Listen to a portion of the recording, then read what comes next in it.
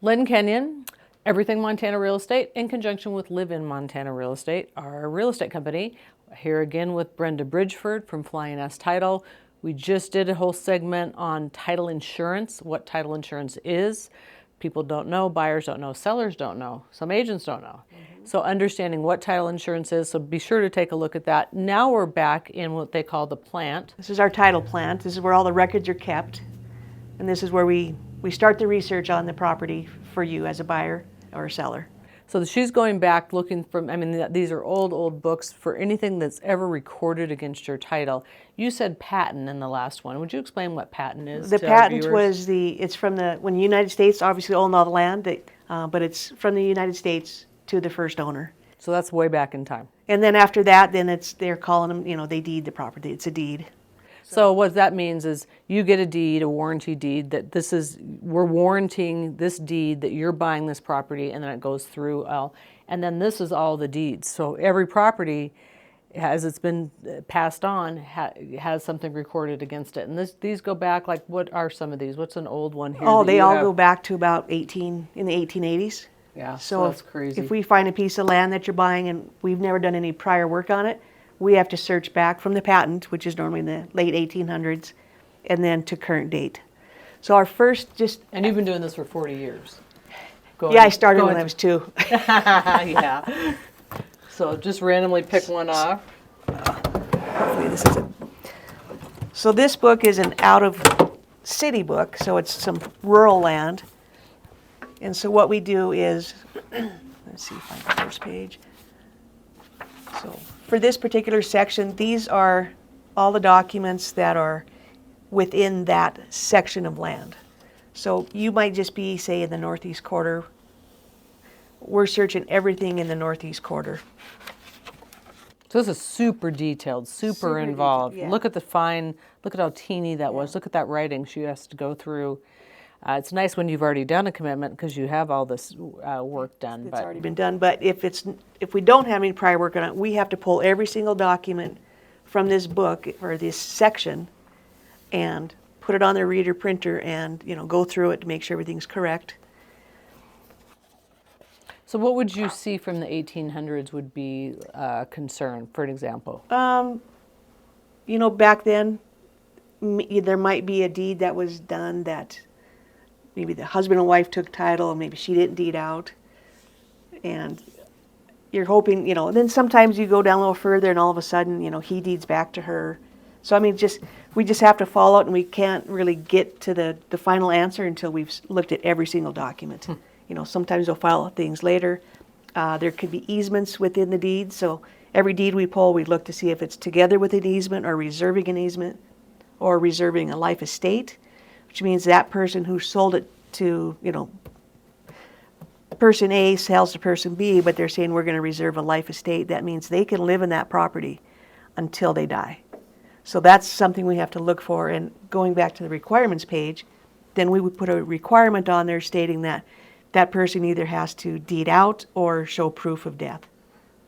Otherwise, you inherit it. You buy that property. Well, you're not moving into the house because somebody's got. Yeah. I hope you get along.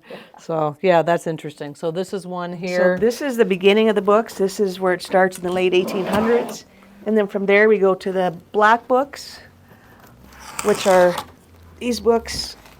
So these books end in about 1977, 78, and then these pick up from that time.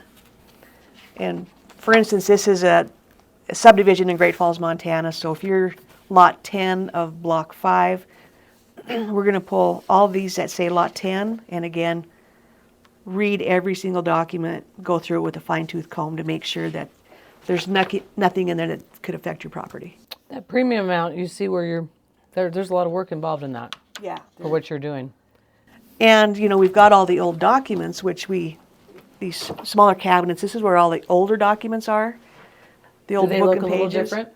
These ones in these cabinets? Yeah, so these are a little look like? newer, Okay. but Oh, okay. because these Thanks are for so showing us. old, Yeah. they're like 100 years old. So sometimes we have to go to the courthouse to pull a better copy. Can we see what that looks like? Yeah. What one of these really old ones looks like? So then you have a way to read these too, right? Right. Don't you have So a machine? yes.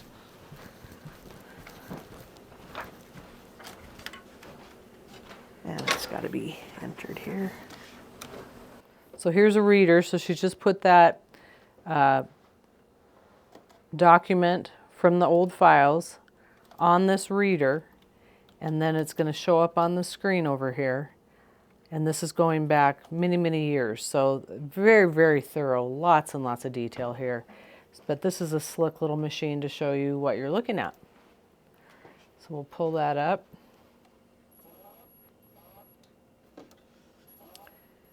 And again, this is all paid for. The first part of it's paid for by the seller of a property.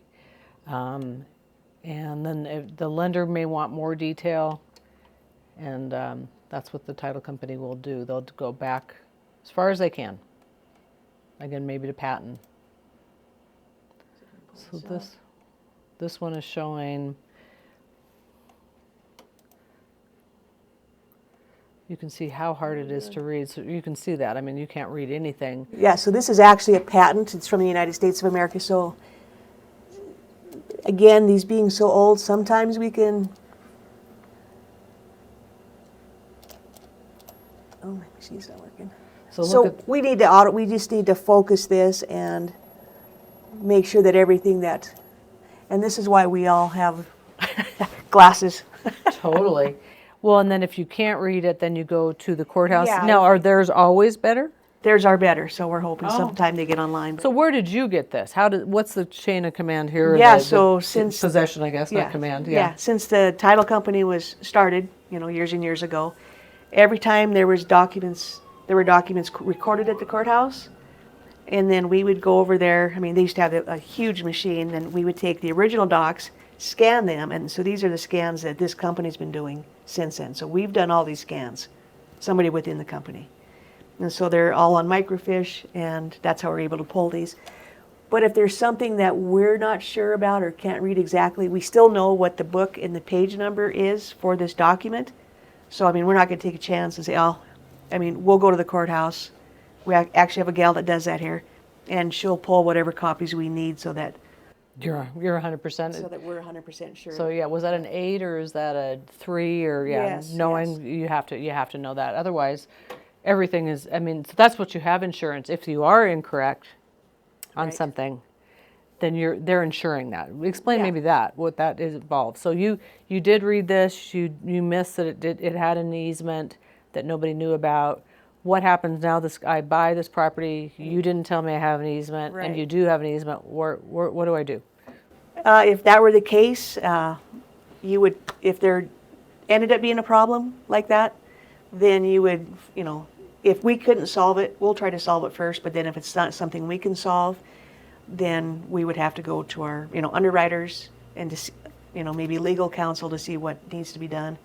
And if it comes to that point, which thank God it rarely does, then the customer might have to file a claim with the claims department, and then it's, then they go after that and fix it. So. Yeah, and you said I've never even heard of one.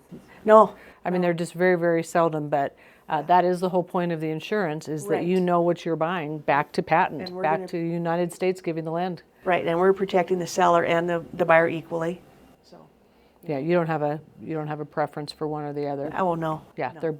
They're both your clients. Right, and everything in here is confidential until it's, when it's a public record, then obviously everybody knows, but until that deed's recorded, I mean, we have big privacy laws here. We don't talk about anything, so. Yeah, but I mean, this is all you can. This is public you record. can go to the courthouse. Yeah. You as a buyer, you as a seller. I have one very enthusiastic seller, very, very smart man. He always goes himself and looks it up too, because he just wants to know exactly what he's buying and see what's out there. But this is what you as a buyer seller are getting for title commitment. Right. Would you allow me to do this go back that many years and try to read that? That's just crazy. Yeah. That's just wild.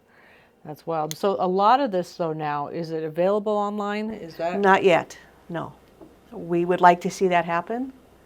They have they have access to it. The gal that goes to the courthouse, she has access to their machine, to type in what book and page it is, and it pulls up a pretty darn good copy. So someday if we had access to that, it would be great.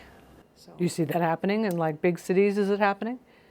There are places that do have this availability for Online title companies, access? or because it's public record. Right. So anybody can have access. Anybody can read that, and you're not breaking any privacy laws by doing that, because Yeah. once it's of record, it's public.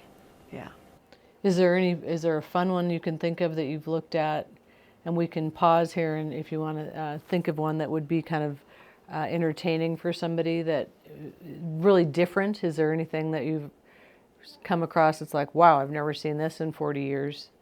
Actually, I had a deed. This was probably last year. The deed to my current owner. So you check taxes and cadastral, and it said Harry Smith. Harry Smith actually got this deed 102 years ago, but he maybe didn't have family. Nobody knew about this, and he was still the vested owner after 102 years. So then you got to try to track down. And it wasn't Harry Smith, of course, but Sure. it was a name that was able to get tracked down, and After 100 years. it was a 102-year-old deed, and it never transferred. He died. I don't know. It might have been vacant land. I don't remember exactly, but So then his heirs and successors. that's who Besides- would, if there were any. But yeah, maybe they didn't know he owned this property. But Wow. that's probably the oldest deed I've ever seen. Oh, that's crazy. That was crazy. Yeah. All right. Well, this is it. This is where all their work does. You can see all these old books. And then right here, just show you this quick. So when you're on your cadastral, your taxes, there's a geocode. And so the first three numbers of the geocode, it's 02 for Cascade County, and then it'll start with one of these numbers. So what we've done is color-coded, and so we have the geocode maps from the county on most parcels. Oh, wow. And then so we can say, okay, well, if we're selling this property, we kind of get the dimensions there, but then say since 1989 when this was done, they may have subdivided that 3 times. But at least it gives us more direction if we have any questions about the legal. So do you include this with a commitment then, a copy of this? No, we don't, because if it hasn't changed, we will. Unless there's a survey, because then the survey would override this. But So you're understanding that. So she's saying that this piece right here, this is what it was in this year. But if this was subdivided 4 times, it would have been surveyed out. It'd have to be surveyed and then recorded. And then there would be a survey that was recorded that Brenda could access to show you what this now looks like after being divided 4 times. right, and those surveys will show you your dimensions. Yeah, more, and those surveys change too, as survey techniques have gotten better and Right, better, and right. that's a segment we're working on too, Yeah. is surveying, because Right. that's a whole different deal. So, do you acquire these, or how did you get We've these? been acquiring these for years. Yeah? We'll start working on something, and we'll go to our geocode and say, okay, well, I don't have 2665. Missing, So we'll call the courthouse, and they'll send us Oh, this. so but they have like these too then? Yeah. The courthouse also That's has where these all came from, was the courthouse. Oh, wow. Yeah. And sometimes we'll use them as just a little draft map, and then, highlight or, Well, it looks like this one is a newer subdivision. yeah, that was the best we could get for, this was, section 2, 19, and 3 East. So you guys have this information, the courthouse has this information. Do different title companies, because we have 4 in this town, do they have different information or the same thing? They'll have the same information. I don't know if they have, If they've gotten maps or this microfiche or some of these other ones, but that's the goal. I know there's a new one in Helena, and I wonder, I can't imagine starting a title company, right? because Unless you're buying an old plant or, yeah, because otherwise this you're is a gonna be lot of searching, information. at the Oh, courthouse. too much, but wow, super interesting, isn't it? But then also, so we search Cascade County property, the office here in Great Falls, and we also do Marr County, White Sulphur Springs area. So those are the 2 counties that we take care of. Well, and that is the case in many of these small towns. I saw a lot up north, Conrad. There's one title company, and that's it. You don't have any choice, and it's just so small to have all this, and as many transactions as they do in a year is not practical. So when you do, people say, oh, I have a friend in Missoula who owns a title company. Well, if you're in Cascade County, that's probably not going to work out. You have to actually go to the title company that has all this, all these resources, that applies to your property. So anyway, So we do have a title plant for Cascade County and also for Marr County. well, that's nice. Yeah. So your realtor can tell you, and you, and in my, you get to, if you're the seller, you get to choose which title company you want to use, because you're paying for it. So anyway, well, thanks, Brenda. As always, you're great. I mean, huge resource. They can always help if you have any questions, and I think this is super important to understand what all this means and how it goes back to that title commitment that we visited about a little while ago. So thank you. Lynn Kenyon, Live in Montana Real Estate, Everything Montana Real Estate. Thanks for joining us.